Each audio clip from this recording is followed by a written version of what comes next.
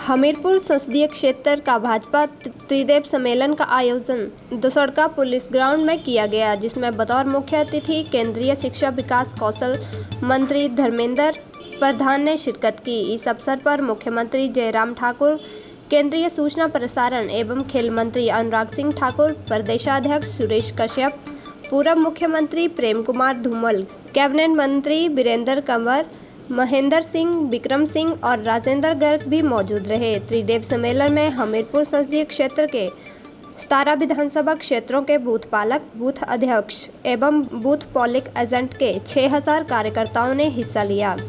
केंद्रीय शिक्षा विकास कौशल मंत्री धर्मेंद्र प्रधान ने कहा कि हिमाचल में जयराम ठाकुर बढ़िया से काम कर रहे हैं और केंद्र की मोदी के मार्गदर्शन में प्रदेश में बहुत विकास हुआ है। उन्होंने कहा कि आने वाले दिनों में चुनाव होगा और प्रदेश की जनता विकास के नाम पर फिर से भाजपा को वोट देगी। उन्होंने कहा कि 3 त्रिदेव सम्मेलन आयोजित किए जा चुके हैं और भाजपा संगठन दुरुस्त है और हिमाचल की जनता के पास सारी स्कीमों के लाभ को हर व्यक्ति के घर तक पहुंचाने के लिए वोट मांगेंगे और सरकार फिर से भाजपा के बने संगठन कड़ी मेहनत कर रहा है। पंजाब टेक्निकल यूनिवर्सिटी को बदलने के बयानों पर धर्मेंद्र प्रधान ने कहा कि पीयू को बदलने के लिए सरकार का कोई इरादा नहीं है।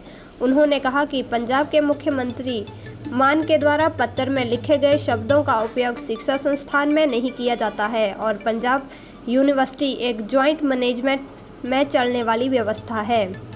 अग्निवीर भर्ती के मामले पर धर्मेंद्र प्रधान ने कहा कि कोरोना काल में भर्ती के लिए काफ़ी बच्चे छूट गए थे, जिनके लिए ये योजना लाभदायी होगी।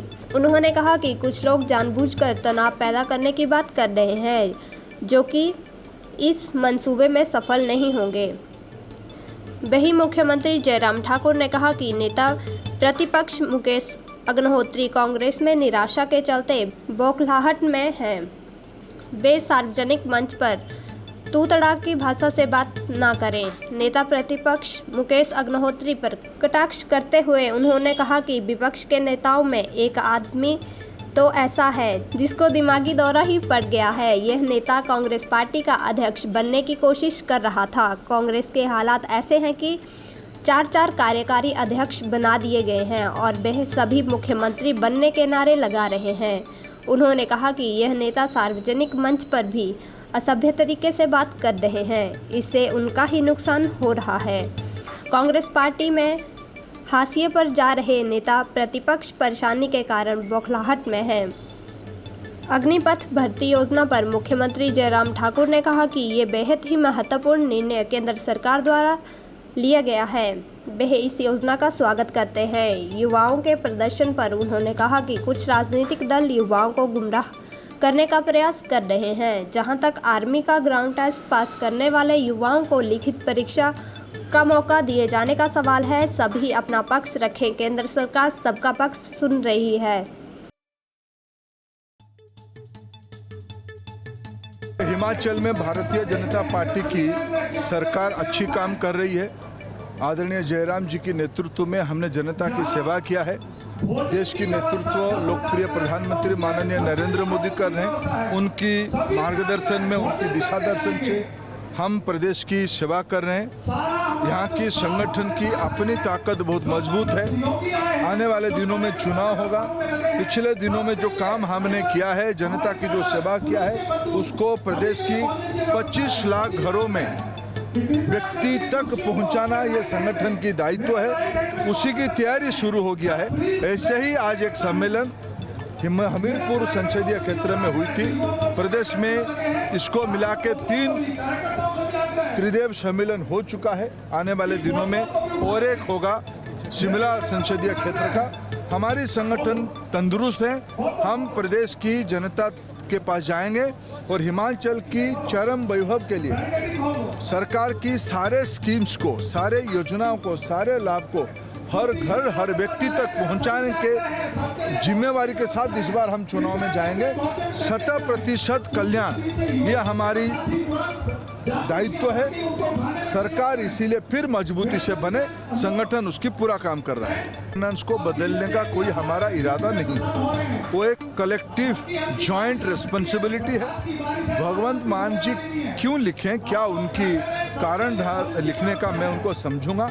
मैं भी अखबार में पढ़ा है। आज भारत सरकार के ऐसा कुछ उद्देश्य नहीं है। वो जो शब्द उन्होंने लगाए, साथ शिक्षा अनुष्ठान में ऐसे शब्द भी नहीं लगाते। कोई टेक ओवर कर जाना, ये करना, ऐसे नहीं। अभी भी पंजाब यूनिवर्सिटी एक जॉइंट मैनेजमेंट में चलने वाला व्यवस्था है। 17.5 से 21 साल की आयु था, लेकिन इसी जो विषय आपने कहा उसी को ध्यान में रखते हुए, जो पिछले 2 साल से कोरोना के कारण बहाली नहीं हो पाई थी, उसके लिए जो बच्चे छूट गए थे, इसीलिए उनका आयु 2 साल और बढ़ाया गया, 23 किया गया। मेरे ख्याल से उसके बाद बहुत कुछ बचेगा नहीं। बाकी जो थोड़ा बहुत कुछ जगह पे जैसे विरोध की भाव दिख रहा है, उसने भी उन लोगों से भी हम चर्चा करने के लिए प्रस्तुत है। आर्मी की लोग, सेना की लोग बात कर रहे हैं, सरकार की लोग बात कर रहे हैं। कुछ लोग जानबूझ के तनाव पैदा करना चाहते हैं, वो सफल नहीं होंगे। हम सभ्य तरीके से उनका जवाब देंगे। अगर वो असभ्य हो गए हैं तो मैं उनको इतना ही कहना चाह रहा हूँ कि उससे उनकी क्षति होने वाली है, नुकसान होने वाला है, ये निश्चित है।